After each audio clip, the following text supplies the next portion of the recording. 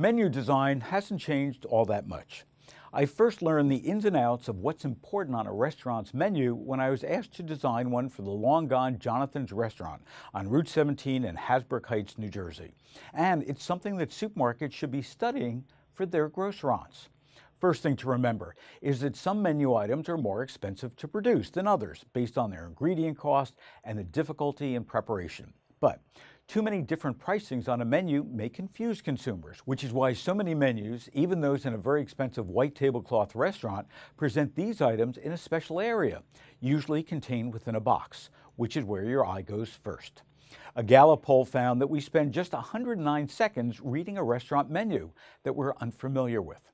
Much like scanning the 50,000 products on supermarket shelves, people don't give the proper time to make their decision, which is why you need to create sections, just as you do for the overhead signs for each aisle of the store. Most researchers seem to agree that when diners scan a menu, their eyes tend to gravitate first toward the upper right-hand corner of a menu, known in the industry as the sweet spot.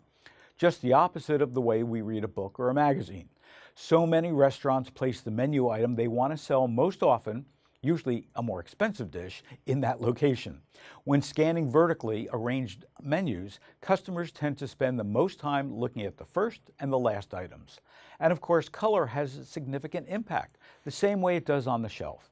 Researchers find that red and blue are generally thought to help trigger appetite. And words do matter.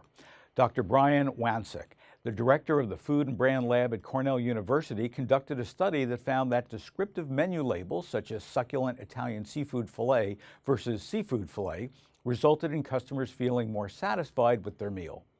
Comparing dishes labeled with sensory descriptors such as tender, succulent, satin, cultural geographic terms like Cajun and Italian, and nostalgic terms like homestyle, traditional, and grandma's versus the same meals without those extra descriptors revealed an important insight.